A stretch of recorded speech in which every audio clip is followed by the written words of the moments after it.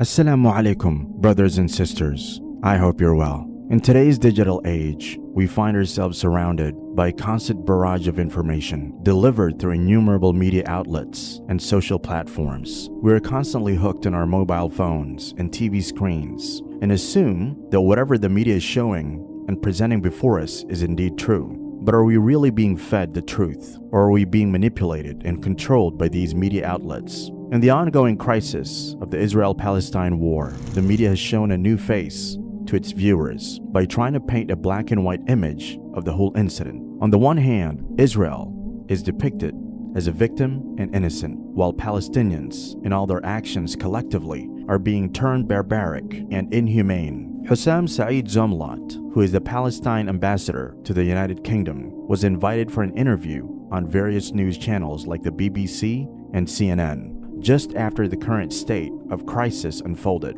And in those interviews, the media person was trying with all their might to make Hussam feel as if he belongs to the party of extremists and he should be accountable for all the activities of the extremists that are taking place in the war zone.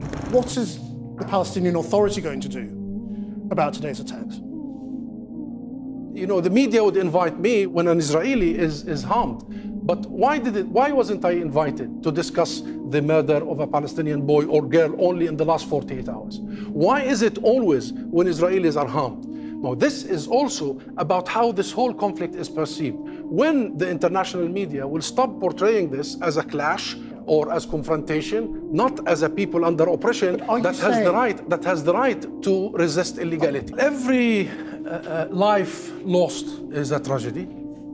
And we know this best, we the Palestinian people, because only this month, 11 Palestinians were killed by the state-sponsored occupying army, including 5 children. We have been set on focusing on the root cause of all this, set on how do we break away from this 75-year-old deadly cycle. It's so shocking that while Hussam was trying to be cornered and blamed, none of the leading media channels were actually condemning the atrocities Israel had committed and is committing against innocent Palestinians. Additionally, when reporting the number of deaths that occurred since this war started, words that reflected extremism and were more intense were used for the Israel side, while soft and less intense words were carefully selected for the Palestinians, as if they don't deserve any sympathy for any of their losses because, in fact, it is a daily affair for die.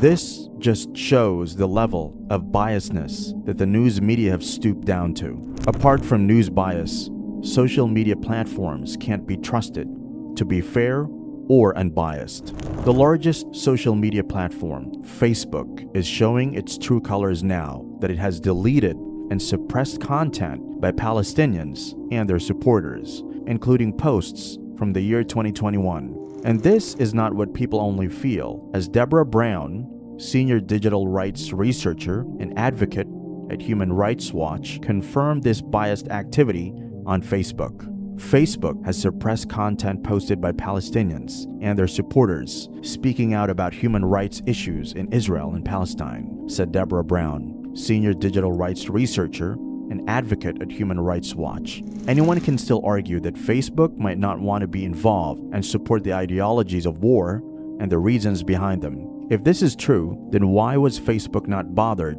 by the posts that were uploaded by the supporters of Russia or Ukraine when the Russia-Ukraine war took place? In 2021, when Gaza was under heavy attack for almost 11 days, Facebook also restricted and even deleted profiles that posted any post that exposed any form of wrongdoing by Israel. Activists and digital watchdogs have noted a significant surge in limitations imposed on online Palestinian content. This has resulted in the restriction or complete deletion of accounts belonging to more than 300 Palestinian journalists and activists across a range of social media platforms, including Facebook, Instagram, TikTok, and Twitter.